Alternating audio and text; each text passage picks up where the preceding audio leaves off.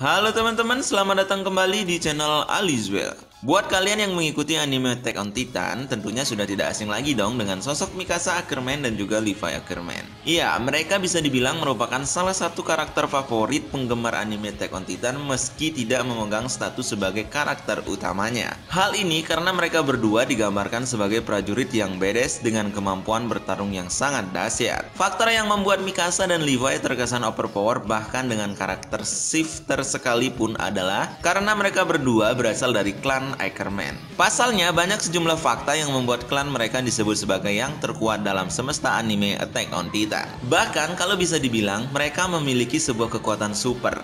Nah, di bawah ini, Alizwell bakal membahas deretan fakta mengapa klan Ackerman bisa overpower alias OP banget di anime Attack on Titan.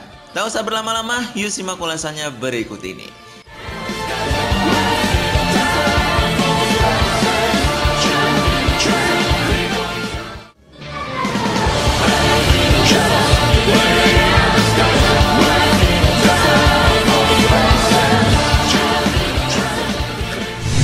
Yang pertama, klan yang merupakan hasil eksperimen. Dalam keberlangsungan cerita anime Attack on Titan, kita hanya diperkenalkan oleh 3 karakter yang berasal dari klan Ackerman. Ketiga sosok tersebut adalah Mikasa Ackerman, Levi Ackerman, dan juga Kenny Ackerman, yang merupakan paman dari Levi. Namun, sekitar ratusan tahun yang lalu, sebelum timelinenya anime dimulai, sejumlah anggota dari klan Ackerman bisa dibilang sangat banyak. Klan Ackerman juga berasal dari ras Eldia, sama seperti seluruh masyarakat yang hidup di Pulau Paradis, atau mereka yang tinggal di zona Liberio yang ada di negara Marley. Mereka juga memiliki darah Subject of Ymir, sehingga bisa berubah menjadi pure Titan jika disuntikan dengan serum Titan layaknya kaum Eldia pada umumnya. Namun ada satu hal yang membedakan klan Ackerman dengan orang Eldia lainnya. Hal ini karena mereka merupakan sebuah kecelakaan eksperimen yang dilakukan oleh kerajaan Eldia dengan cara menggabungkan Subject of Ymir dengan ilmu pengetahuan Titan. Nah, kemampuan overpower yang dimiliki oleh klan Ackerman pun berhubungan dengan eksperimen ini.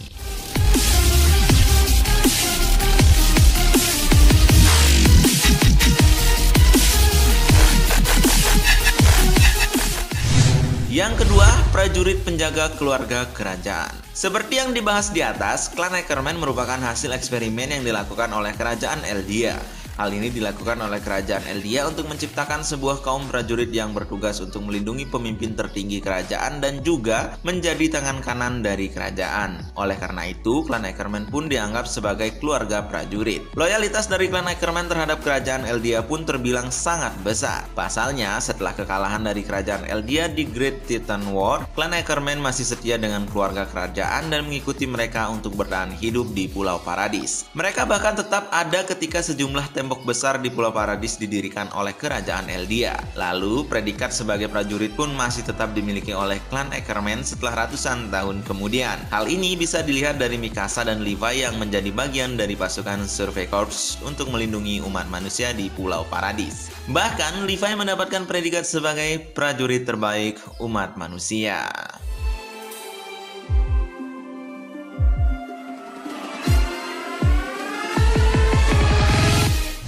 Yang ketiga, memiliki imunitas terhadap kemampuan Founding Titan.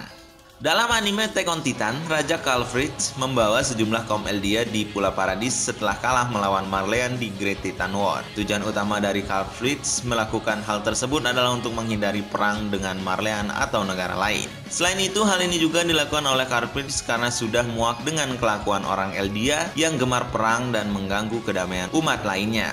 Nah, untuk menghindari konflik keberlanjutan, Karlfritz pun menghapus memori tentang perang ataupun kehidupan di negara lain dari kaum Eldia yang sudah pindah ke Pulau Paradis. Hal ini dilakukannya dengan cara menggunakan kekuatan dari Founding Titan yang berada di dalam diri sang raja.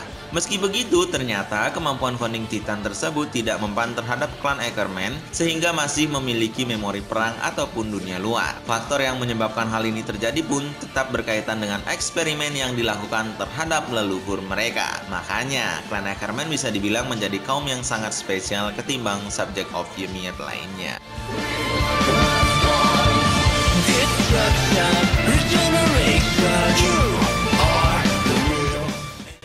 Yang keempat, bertahan hidup di tengah perkusi.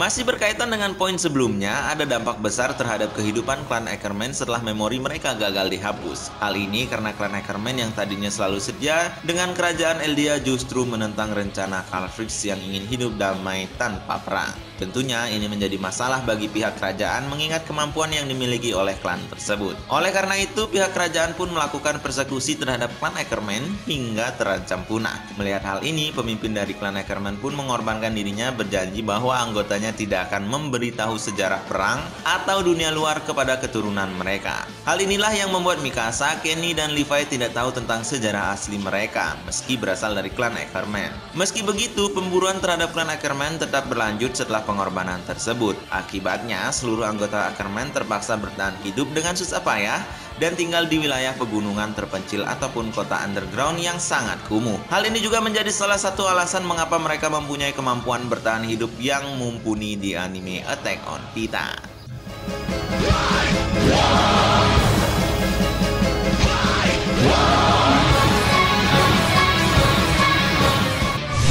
Yang kelima, menggunakan kekuatan Titan dalam wujud manusia. Seperti yang sudah dibahas pada poin pertama, klan Ackerman merupakan hasil eksperimen yang dilakukan oleh kerajaan Eldia. Nah, ternyata eksperimen tersebut kemudian membuat seluruh anggota dari klan Ackerman punya sebuah kekuatan super yang menjadi faktor mengapa mereka bisa overpower. Kekuatan tersebut kerap disebut sebagai Ultimate Power atau kekuatan yang sudah bangkit. Kekuatan super tersebut membuat mereka memiliki kemampuan fisik yang berada jauh di atas rata-rata manusia biasa. Tidak cuma itu, mereka juga bisa mendapatkan pengalaman bertarung dari anggota klan Ackerman sebelumnya melalui patch. Bahkan sempat diduga kalau eksperimen tersebut membuat klan Ackerman dapat mengakses kekuatan Nine Titans tanpa harus punya transformasi dari salah satu jenis Titan tersebut. Namun kekuatan super ini tidak langsung aktif ketika mereka lahir. Ultimate Power hanya bisa aktif jika mereka berada dalam situasi yang mengancam nyawa mereka. Contohnya seperti Mikasa yang awalnya hanya seorang gadis biasa. Namun ketika dia diculik dan nyawanya terancam, kekuatan super klannya pun aktif hingga ia bisa dengan mudahnya membunuh sang penculik meski masih berusia 9 tahun. Lalu, Eren pun sempat mengatakan bahwa kekuatan klan Ackerman juga bisa aktif jika anggotanya telah menemukan host atau sosok yang mereka percaya. Dalam hal ini, sosok host dari Mikasa adalah Eren yang menyelamatkannya dari penculik dan juga menjadi momen pertama dari bangkitnya kekuatan super milik Mikasa tersebut. Nah teman-teman, itulah sejumlah fakta mengapa klan Ackerman OP banget di anime Attack on Titan. Dari sejumlah fakta tersebut, manakah yang paling menarik perhatian kalian? Share pendapat kalian di kolom komentar. Jangan lupa untuk like dan subscribe channel Alizwell. Kita bertemu lagi di video selanjutnya.